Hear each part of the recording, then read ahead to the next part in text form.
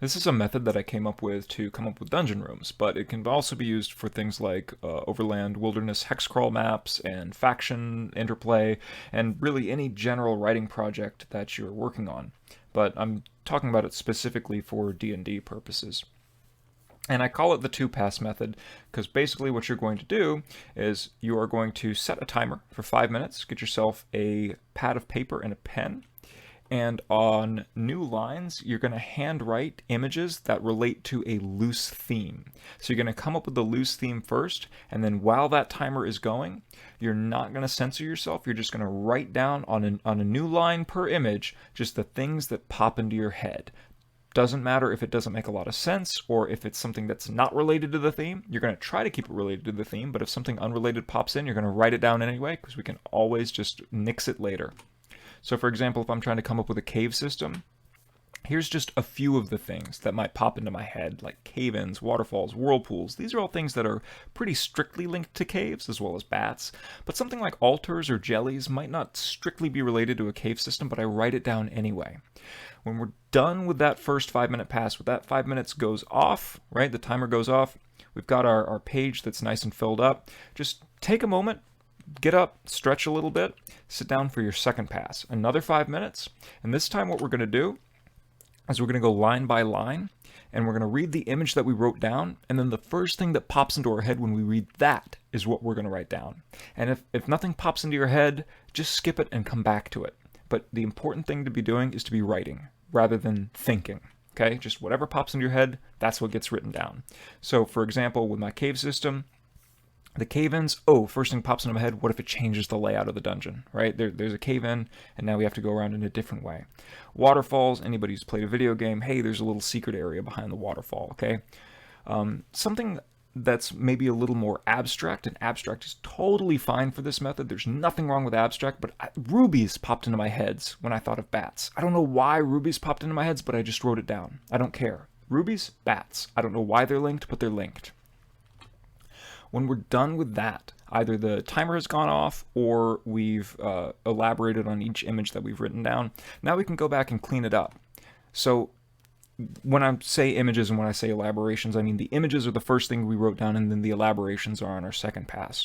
So maybe we really like the image we came up with, but the elaboration is a little weak, but we really like that image, so we can come up with a different elaboration for it if we want. Or maybe the opposite is true. Maybe we really actually like the elaboration that we came up with, but the image is a little weak. Well, maybe that elaboration is fine to use on its own, or maybe we want to assign it to a different image. That's fine. Now, on the rare occasion, and it is a rare occasion, that we don't like either the image we came up with or the elaboration, like neither of them are usable, we just cross it off. No big deal. I'll show you in a second an example that I came up with. I had like 27, 28 ideas written down. One or two of them I didn't really like all that much. And they weren't even bad ideas, they just didn't grab me quite as much. So you get a lot of really, really usable stuff out of doing this. Some of the items are going to be linked or related in some way, and you can use a pen and just draw a line between them to show, hey, this one and this one might go in the same room. Now, do it for some of the related items, but not necessarily for all of them, and I'll tell you why in a second. Then out of that, once you've gone through and edited it very, very lightly, you've tweaked some of the images, you've tweaked some of the elaborations, you've gotten rid of the ones you really don't like, just pick your favorites. Now, if you're making a big dungeon, you might use all of the images you came up with. But if you just pick your 5 favorites, I mean, that's 5 dungeon rooms. That's enough for a session. You know what I mean? Some people are huge proponents of the 5-room dungeon, and really, it's enough. So if you come up with 20 ideas and you pick your 5 favorites, they're going to be pretty good ideas. So here's the example that I was talking about from earlier, where I'm coming up with a cave system. And of course, you notice that some of these things are pretty obvious. Like I said, bats or salamanders. Those are things you could find in a cave system. Tripwire traps. Some of them are a little bit more odd, something like animal fighting or swinging from stalagmites. And by the way, here's an important note. Not only is swinging from stalagmites kind of an odd image to have, But I also screwed it up. It's stalactites that I was thinking of, but I didn't remember which was which. I'm leaving the error in to show you that it's not important to correct errors. I wrote down stalagmites because I didn't sit there debating with myself whether it was stalactites or stalagmites. I'm just writing. And of course, I handwrote all this. I've only typed it up so that it's easier to read. Then on my second pass, I went back and I wrote down some elaborations. So the animal fighting, does that really make sense in a cave? Not necessarily, but I thought, what if it's goblins and they're running a cockroach fighting ring? Okay, now that's something that you might find in a cave. So that elaboration took it from something that wasn't super related to something that was actually really related. And then swinging from stalagmites, something that I wasn't really in love with the idea of. I didn't really know what it meant, but it made me think, what about cave apes? You know, blind apes in a cave. Of course I'm going to include that. And I thought, well, I like that. I like cave apes. I'm going to put that in there. Okay.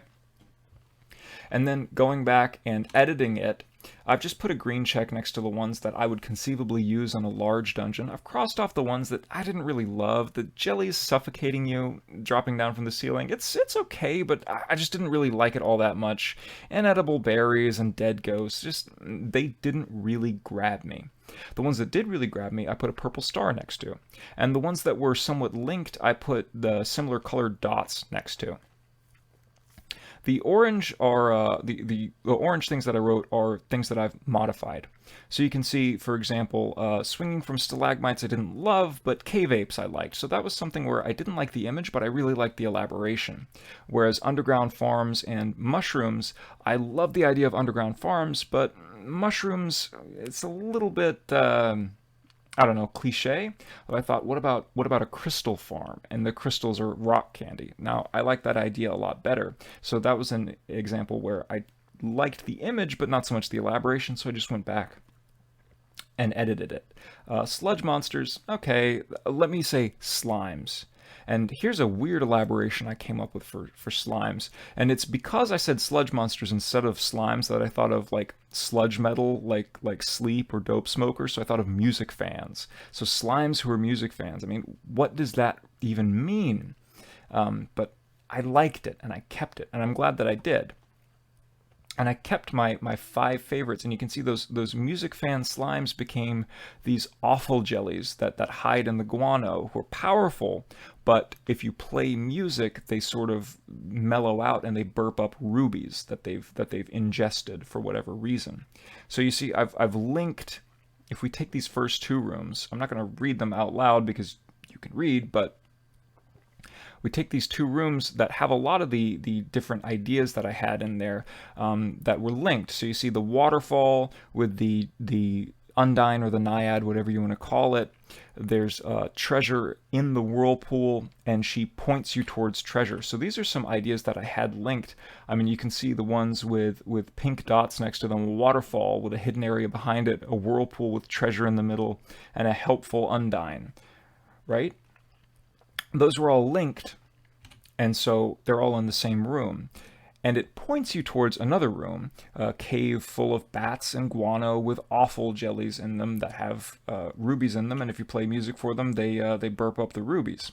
These you can see were the bats and the rubies, the buried treasure where someone knows where it is, the guano, and here's the elaboration, which is good for mages, so maybe if you bring some of the guano back to a wizard, they'll give you something.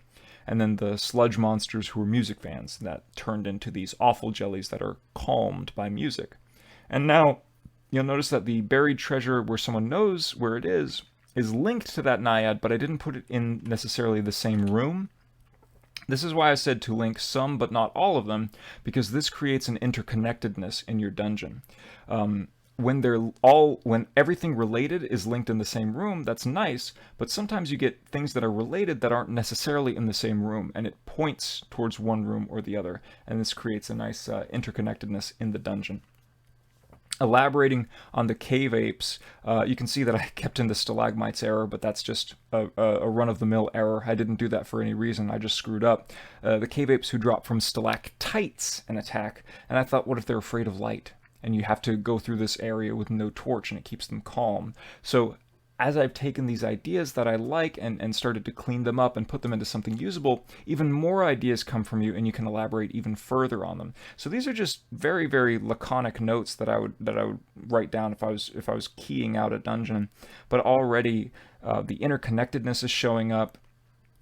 Explanations for things are showing up, and ways that the players can interact with the dungeons are showing up. I've just done this for 5 rooms. I've just picked my 5 favorites, but as you can see, there's many, many more things that I could go with. And if I was making a larger cave system, I have a lot of things that I can use. I mean, there's 25 ideas here that I can use, 25 keyed rooms that I could have, maybe less than that because some of them are going to be interconnected, but I mean, this is a really good method. I really, really hope that you try it out.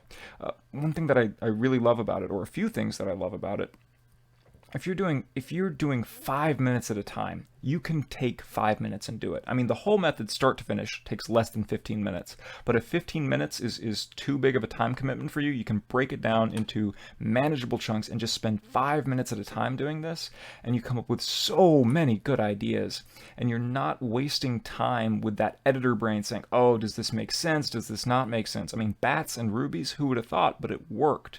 So when you don't self-censor, you can free yourself up and just get it down on the page.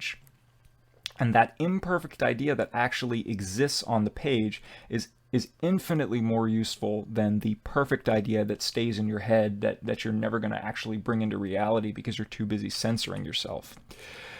When you have 2 ideas per line, like I said, the chances that you're going to like neither of them are pretty low. I mean, you saw I had 25, 27 ideas. I had maybe 2 crossed off, because even if I didn't love the image, the elaboration grabbed me, or vice versa. I thought, the elaboration's a little weak, maybe I'll make a different elaboration, but there's something there that I want to use.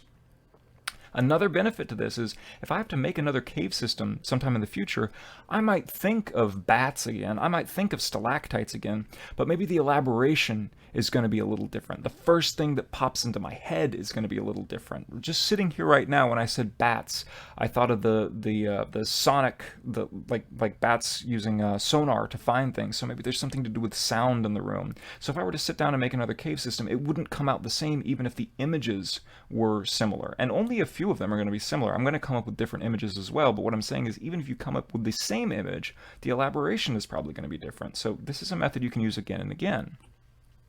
And this, like I said, doesn't just work for dungeons, but towns, wilderness maps, factions, any writing project that you're working on, you can use this for. If you're just writing a novel in your spare time, I love this brainstorming method, and I use it for a lot of different things, but specifically for dungeon rooms, it really, really works well.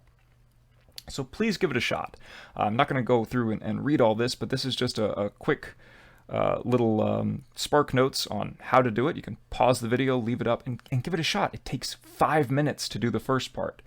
And, when you're done and you've picked your favorites, let me know what they are. Like, post them in the comments. I want to read this. I want to see what people come up with, because I just love seeing people using this stuff.